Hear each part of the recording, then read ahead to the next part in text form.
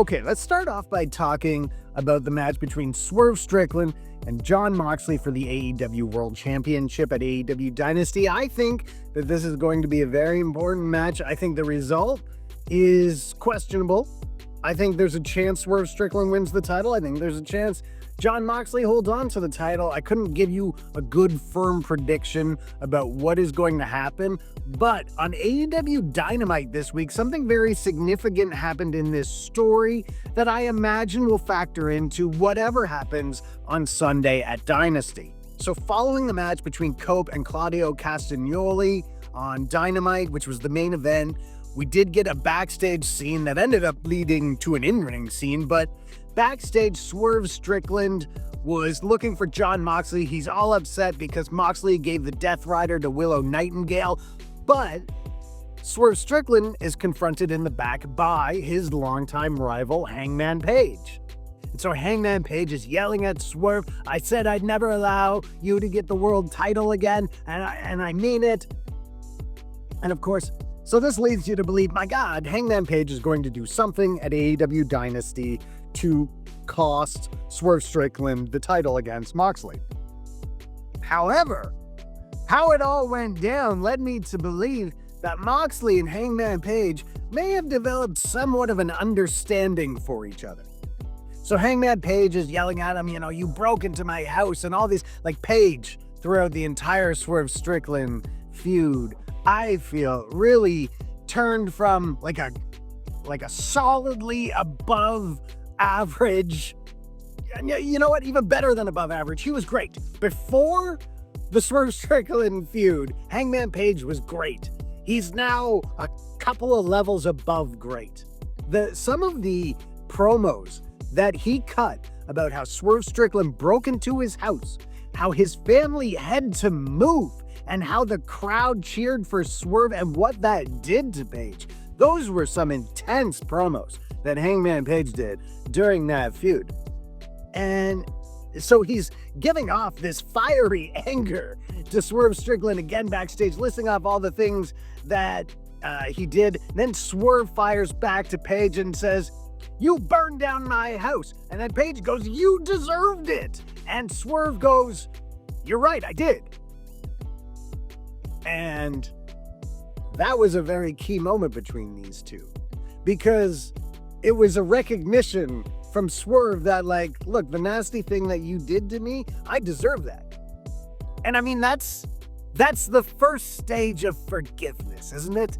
The first stage of moving past a conflict, acknowledging you were wrong, and maybe taking steps to make it right. Well, we haven't gotten there yet, for sure. But Swerve has acknowledged that, look, the terrible thing you did to me, I deserved. That's big. That's the first step to them ending their rivalry. Now, part of me is I don't ever want that rivalry to end. That should be a forever rivalry. It was so good. And you can't, if you want to talk about what are the best feuds, what are the best storylines in AEW history, if that isn't the feud that you go to as your number one, it's at least in the conversation, right? You could say MJF versus CM Punk was, the best feud in AEW, and it's all right, you got a point. There definitely people believe that. There's definitely more than a few who do.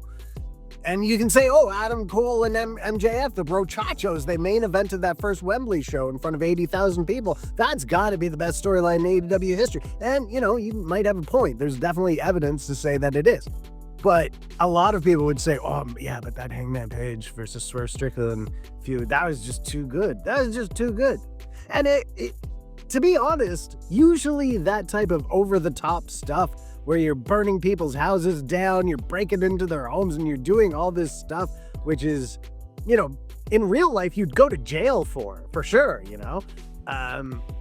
a lot of the time I find that over-the-top stuff, it takes me out of it, it's it's too much. I can't suspend my disbelief here. But not with this feud. Everything was awesome.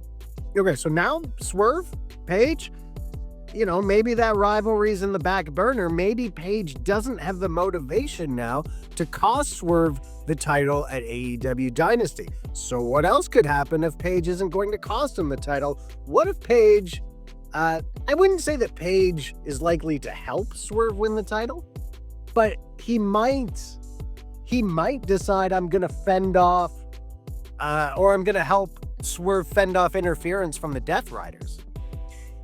Now, the scene after the main event on Dynamite continued, and the Death Riders attacked Swerve. They threw him into some glass in the back. They brought him to the ring, and they powerbombed him onto a bunch of shards of glass. And you could hear some people in the crowd were chanting for Hangman to come out and save Swerve. He didn't, but definitely some people thought that he was going to come out. So now heading into the match, the audience is led to believe, man, I don't know if Swerve has a chance here because he just got powerbombed onto a bunch of broken glass. And he doesn't seem to have any friends who could come rescue him from a similar attack if it were to happen at Dynasty. But maybe he does. Maybe Hangman Page is that guy. And maybe whatever Hangman Page does at Dynasty leads to Swerve Strickland winning the world title. Now, I'm not saying that that's going to happen. I'm just saying there's a chance. I think there's also a chance, and I don't know which chance is greater, of Jon Moxley retaining. Okay, so I think the Trios Championship match at Dynasty, while it might not be one of the more high-profile matches on the show, I think it's very interesting. I think the storyline that is building within the members of Rated FTR is very interesting. So, in recent weeks, we have seen Dax Harwood kind of not be on the same page as the other members of Rated FTR with Cash Wheeler, with Cope. We've seen him shove Cash Wheeler, thinking Wheeler was a security guard after Harwood lost to Wheeler Yuta. We've seen Dax Harwood not extend a hand and help Cope up. But then every time that Dax Harwood does something where he supposedly loses his temper and lets his emotions get the better of him, he comes out the next week and he apologizes. So he apologized to Cope after not helping him up. And then this week on Dynamite, he apologized to Cash Wheeler for shoving him. He apologized to the referee for striking him. And Dax gave the referee the money from his fine. He was fined $10,000 for attacking the referee. He gave that straight to the referee. But then when he turned and tried to give another one of his apologies to Cash Wheeler was like, no. We are brothers. We are family. And at Dynasty, we're on the same team. But after that, we need to talk. And I find this very interesting. I'm a huge FTR fan. I love what they have brought to tag team division ever since they were in NXT. They've been fantastic. So the idea of FTR splitting up, no longer being a tag team, there's definitely going to be people, especially fans of old school tag team wrestling, and they really have been the revival of old school tag team wrestling.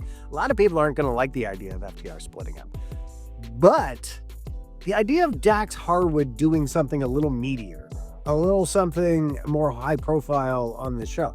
Like, we've seen FTR have these great tag matches and be in the tag division for years now. But what if we went into a bit more of a meatier storyline like we're doing now, where Dax Harwood's character is changing? There's like a bitterness or an anger within him that is starting to boil to the surface.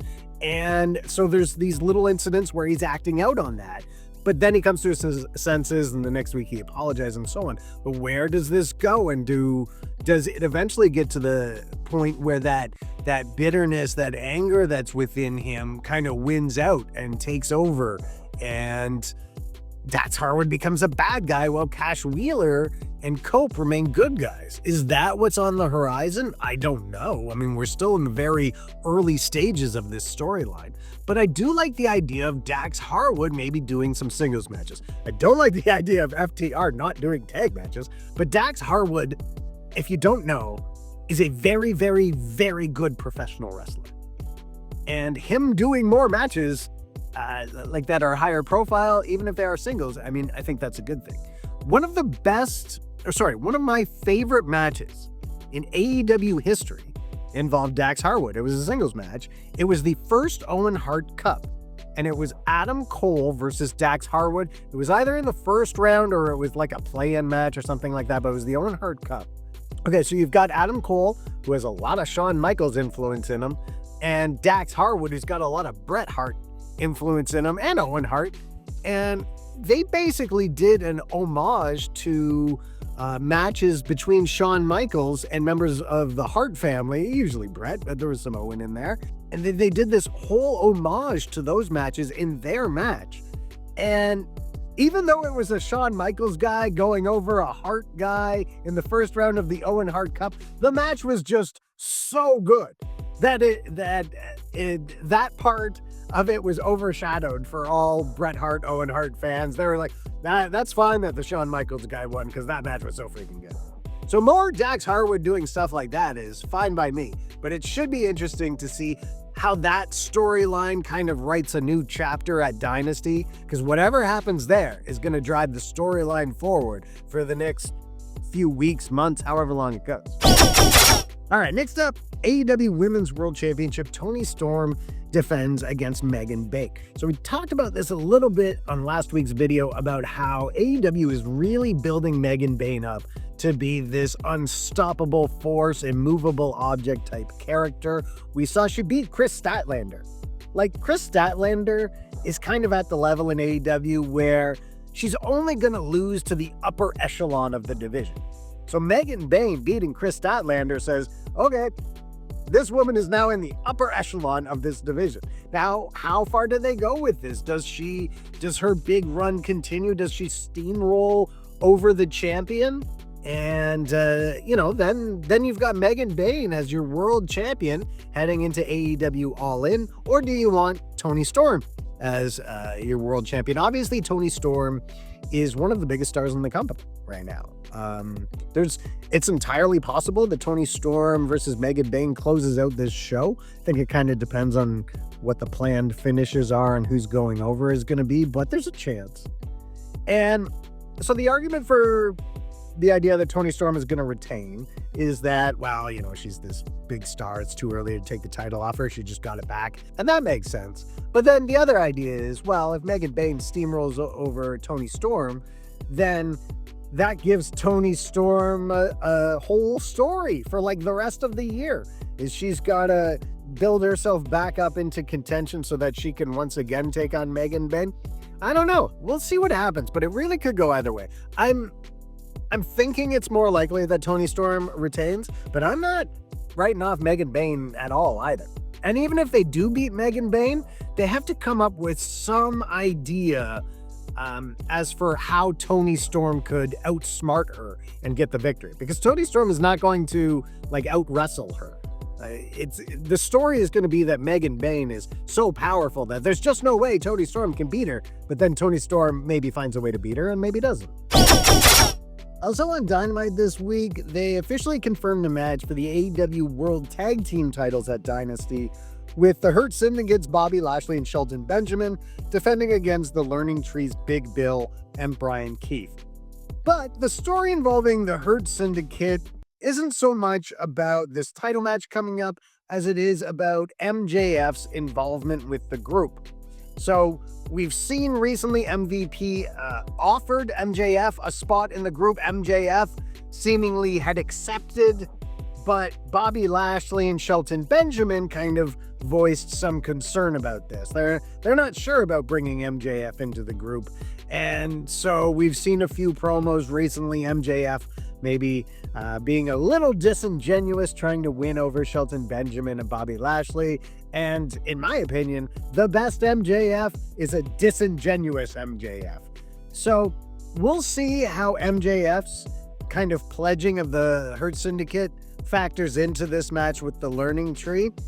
One thing about the Learning Tree, Brian Keith and Big Bill, 2 weeks ago on Dynamite when they kind of came out and challenged the Hurt Syndicate for a title match, MVP was really not generous with them. Did not make them seem like a very viable challenge for the title. So a couple of weeks ago when these guys had their first promo back and forth, MVP in particular made it seem as though he was not very concerned about these guys as a challenge.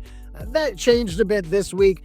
They beat Top Flight on AEW Collision, and then they beat up a couple of local talents on Dynamite, and then Big Bill with a bit more of a uninterrupted promo towards them, and we got the match made official. So the learning tree was made to look like a little bit more of a formidable challenge this week, but that's not really where the story is here. The story here is with MJF. I don't know if we're going to see MJF get involved at all at Dynasty, but Bobby Lashley did tell MJF during these segments on Dynamite this week that what have you done? Have you proven yourself? And so MJF walked away from that segment going, oh, okay, you want me to prove myself? Well, maybe MJF is going to have the opportunity to do that on Sunday at Dynasty. We'll just have to see. We've also got the AEW International Championship triple threat match on the show. Kenny Omega defending against Speedball, Mike Bailey, and Ricochet. These are three of the greatest wrestlers in the world, and they're going to have an amazing match. Ricochet's been one of the best wrestlers in the world for a long time. Kenny Omega's been one of the best wrestlers in the world for a long time. Mike Bailey is a little undiscovered. Mike Bailey spent 5 years not being able to enter the United States. He had tried to wrestle on an Evolve show without a work visa. He was in the process of getting it. It was taking longer. He thought, I'll just try and make this show. So he had a 5-year ban. Couldn't wrestle in the United States for 5 years. Did some stuff in DDT, would wrestle around the Indies and Montreal, Toronto, everywhere. But yeah, 5 years couldn't wrestle in the United States. Then he was about to get assigned to NXT when Vince McMahon came back in, put the company into a hiring freeze. And so Mike Bailey then spent the next 3 years in TNA wrestling. Now he's in AEW, and they've put him right in the mix with some of the best wrestlers in the world. And this match could potentially be the best match on the show. We've also got the TNT Championship is on the line at Dynasty as Daniel Garcia defends against Adam Cole. This is after a back and forth between these two, some matches with no conclusive winner. And now we're going to get two great wrestlers having a great wrestling match. I wonder if Adam Cole is going to pick up the victory here. Adam Cole has had a lot of title matches that he has come up short in. Of course, he was one half of the ROH Tag Team Champions with MJF. So I don't know. It could possibly go Adam Cole's way here. But the storyline here is it's just two great wrestlers vying over a title. We've also got the ROH Championship is going to be on the line in a mask versus title match, Jericho versus Bandido. And this is going to be the blow-off to what has been kind of a long-running angle. And not really in Ring of Honor. Jericho hasn't so much been in Ring of Honor. It's kind of been more on Dynamite and Collision. Now, I had heard that the reason why Chris Jericho was the Ring of Honor champion is because Tony Khan was negotiating with networks to try and get Ring of Honor a TV deal. And obviously having somebody with name recognition like Chris Jericho is going to be beneficial to that. However, I don't think they're going to unmask Bandido. Unless they do unmask Bandido, but that seems like a poor choice. So if that's the case, then Bandido probably is the favorite to win the Ring of Honor World Championship at Dynasty. And I don't know what that means for ROH's future if Tony Khan is sort of thrown in the towel regarding getting a TV deal. And he's like, well, all right, we didn't get a TV deal with Jericho as the title holder, so we'll just go back to what we've been doing for the last few years with Ring of Honor. I guess we'll just see. So on Dynamite, they announced that we will also get 2 matches in the Owen Hart Cup on Sunday at Dynasty. And in the Women's Owen Hart Cup, we will see Mercedes Monet versus Julia Hart. And this is very interesting to me. It's interesting to me that Mercedes Monet is in the Owen Hart Cup while she is the TBS champion, because that kind of goes against a bit of a structure that AEW has. I'm not sure it's the greatest structure they have, but basically in AEW, if you have a championship, you're not really in the mix for the world title a lot of the time. There have been a few cases like Kazuchika Okada challenged Bryan Danielson for the world title while he was the Continental champion. So there was that. And there's been a couple of other examples as well, but for the most part, like if you have a championship, you're not, you exist in your own universe, you're just dealing with your challengers and you're not vying for the world title. But that's not what Monet is doing. Monet is saying, I'm going into this tournament, I'm going to win it, and I'm going to challenge for the AEW Women's World Championship. And that's something that Jade Cargill never said, like in the 2 years that she spent as TBS champion. She, like, and this was, like, again, there's always headcanon you can use to get past this kind of stuff and enjoy the show. It shouldn't ruin the show for you, but there was a little bit of where it was like, okay, for years, Jade Cargill was the TBS champion, undefeated, and then you've got Britt Baker over here, the world champion, and they never interacted. They never wrestled, right? So who's the best in the world? Who's the best wrestler in the division? So with the TBS champion now going into the Owen Hart Cup, all right, now everyone in the women's division has the same goal. Instead of like whoever's the TBS champion just pretends that the world title doesn't exist. So we'll see how far Mercedes Monet goes in the tournament. And if she ends up winning it, if we do get the TBS champion versus the women's world champion at All In, I think that would be pretty cool for them. Now moving on to the men's tournament. And it is the case that in the men's tournament, the other champions aren't entering, right? So neither Daniel Garcia or Adam Cole, who could win the TNT title, are entered into the Owen Hart Cup. Kazuchika Okada, he's not entered into it. And international champion Kenny Omega is also not entered into the tournament. And it's this thing that, like, this is how AEW does their tournaments. Like in New Japan Pro Wrestling, everyone who's a top wrestler is entered into the New Japan Cup. Like, nobody's like, I'll sit it out this year. Well, I mean, like none of the top guys, right? Unless they're injured.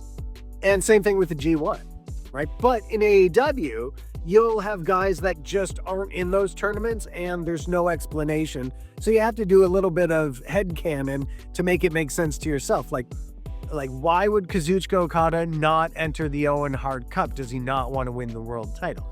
Well, you know, you can say like, all right, well, look, the Owen Hart Cup takes place in April and May, and for whatever reason, those months just don't work for Kazuchika Okada to be super active.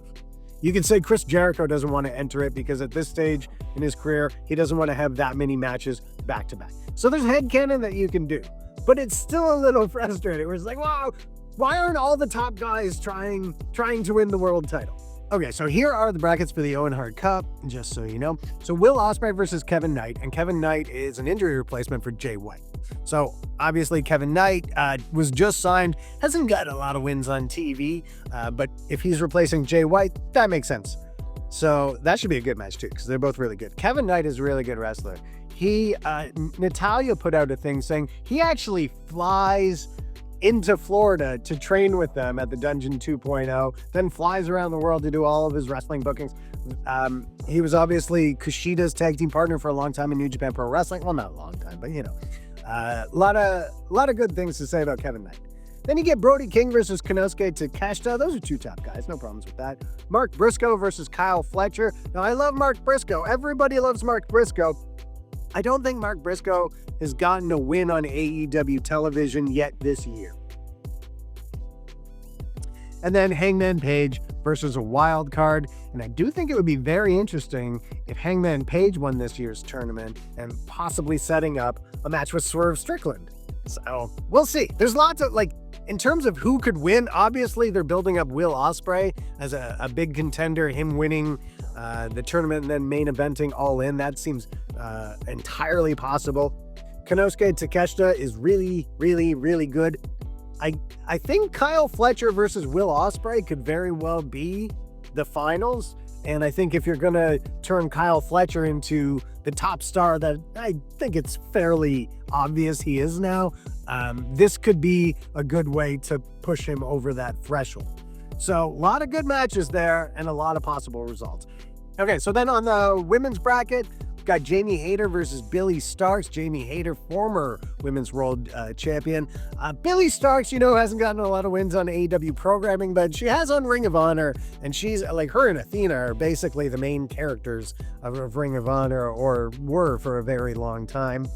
Thunder Rosa versus Chris Statlander. Those are two of your top wrestlers in the division, for sure. Mercedes Monet versus Julia Hart, as we talked about. TBS champion versus former TBS champion. Very much two of your top stars. Athena, and I like this. I like that we're seeing Athena more and more on AEW television. She takes on Harley Cameron in the first round. And of course, Harley Cameron is starting to become a bit of a breakout star for AEW as well. So those are your Owen Hart Cup brackets, and that was your rundown of AEW Dynasty. I think it's going to be a great show.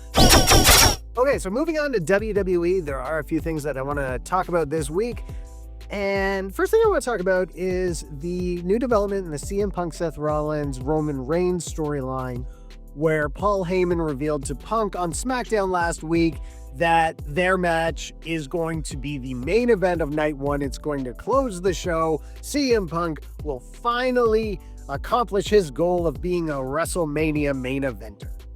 And this led to Seth Rollins just seething at the idea that CM Punk was being handed this WrestleMania main event by Paul Heyman. So I've heard some people say, well, why is this match main eventing night one instead of like Jey Uso versus Gunther, or Charlotte Flair versus Tiffany Stratton, or whatever's going on with the Women's World Championship? But the thing is, that's part of the story, because Seth Rollins was seething at the idea that Paul Heyman is just handing this WrestleMania main event to CM Punk as a result of just his negotiations, I guess, with Nick Aldis or Adam Pearce or whatever. And Seth Rollins says, this is a WrestleMania main event is sacred. Now, of course, the storyline is kind of that Seth Rollins hasn't main evented a WrestleMania either, but he kind of has. Like the heist of the century, whatever year that was, when he interjected himself into Roman Reigns' match and closed the show as WWE champion, Seth Rollins kind of, sort of, yes, he did main event WrestleMania. So now his beef is that, well, CM Punk is getting to do that and he didn't earn it. So I think there are still some more developments in this storyline to come. I think it would be interesting if perhaps CM Punk and Seth Rollins both had to win their way to the main event. Like, maybe it's not a triple threat. Maybe it's Punk versus Rollins, and the winner takes on Roman Reigns in the main event, and the loser can't say that they've actually been in the main event of WrestleMania. So I don't know. That's just an idea. There's a billion different places that they can go with it as well. I think we've still got a few weeks leading up to WrestleMania. Also, there was a significant development in the Gunther and Jey Uso storyline on Raw after Gunther bloodied up and just destroyed Jimmy Uso. Just basically one of the worst beatings that you could have on WWE programming. So I think this was a very significant development because, remember, we have no reason to believe that Jey Uso can possibly beat Gunther. They've met 3 times in the last 13 months on WWE programming, and Gunther has won all 3 times. Jey Uso challenged Gunther while he was the Intercontinental Champion and lost. Jey Uso lost to Gunther in the semifinals of the King of the Ring. And then Jey Uso challenged for the world title at Saturday night's main event in January and lost. So we should think that there's no reason Jey Uso could possibly win this match at WrestleMania. He needs something to get him over that hump, right? Like, something needs to happen within Jey Uso that makes him better than the version of Jey Uso who wrestled Gunther at King of the Ring or Saturday night's main event. His character arc is that he's not just wrestling for himself now. He's not just wrestling to win the title for himself. He's doing it for his brother Jimmy. He's doing it for his family. He's fighting for something larger than himself. And that could be, I don't know if it's going to be, but that could be the thing that turns Jey Uso from a guy who loses to Gunther to a guy who can beat Gunther. And I really like when those kinds of storyline developments take place. Like something that a wrestler was here, but something happened. It could be as simple as, hey, they learned a new move. But in this case, it's Jey Uso is more motivated than he's ever been before. And that makes him a better wrestler, and that puts him up to here. And so I think that's cool. So we'll see what happens at WrestleMania, but I thought that was a very significant development, what Gunther did to Jimmy Uso on Raw this week. In terms of John Cena and Cody Rhodes, this week, John Cena sort of turned his attention away from the fans and directed his criticism more to Cody Rhodes. And then Cody Rhodes came out, and it ended with Rhodes giving Cena a crossroads. So, like, there wasn't any type of new development in the storyline other than we got a new layer to Cena's motivation. It's not just that he hates the fans and is bitter that they booed him all obviously. It's also that Cody Rhodes is just copying his playbook and Cena doesn't feel he's worthy. So that's added into it a little bit. I mean, I thought it was great. I've really enjoyed these Cena heel promos. Still don't know what The Rock has to do with this, if anything. The Rock hasn't really come up in these conversations between Cena and Cody Rhodes. So we'll see. But I think these have been some very entertaining segments. All right, and just the final thing I want to talk about this week before we go. So New Japan Pro Wrestling presents Sakura Genesis on April 5. And the main event of that show is Hiroki Goto defending the IWGP World Heavyweight Championship against David Finlay. If you're not an avid New Japan Pro Wrestling fan, I still think this Hiroki Goto storyline is one that you might consider checking out. If you've been following for a long time, you know, Goto, for a long time, he was sort of at the stage where, like, you could challenge for the championship, but you weren't winning it, and you could win some of the other titles, but you weren't winning the world title. And I think it was like he challenged for the world title like 8 or 9 times. He'd win the New Japan Cup, but then he'd lose to the champion. And now, I mean, he's in his mid-40s. People had sort of put the idea of him winning the world championship out of their minds. Like, it was kind of like, well, that was done. He's just never going to be able to do it.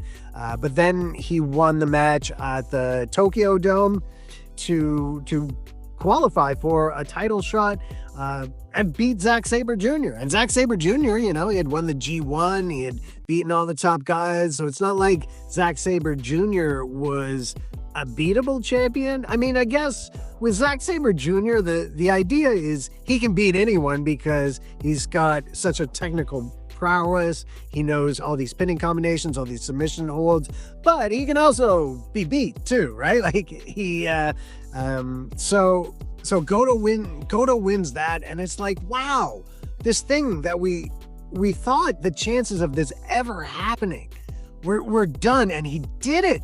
He earned the title shot and he beat the champion. Awesome stuff. So he defends it against David Finlay. And I, like, me, just as someone who's been following New Japan Pro Wrestling since about 2013, like, you know, I want this to keep going. I like it. You know, it's the most interesting part of the show to me. He defends it against David Finlay, and I do think there's a good chance that David Finlay could win the title. And in fact, I think it's probably more likely than Goto retaining. But anyway, it's a match where, like, the result is really in question. It's a cool storyline. So if you haven't been following New Japan Pro Wrestling, I definitely would recommend checking out at least the main event of Sakura Genesis. There's some other great matches on the show. Yota Tsuji defends the global title against Evil. We got Tetsuya Naito and Hiromu Takahashi defending against Jeff Cobb and Callum Newman. Konosuke Takeshita's on the show. He's defending the Never Openweight title against Ryohei Oiwa. And yeah, Hiroshi Tanahashi versus Shota Umino. El Phantasmo defends against Great Okan. That's Sakura Genesis. There's some other matches too, but that's Sakura Genesis this weekend. All right. Thanks very much, everyone. That's going to do it for this video. I'll see you again next week.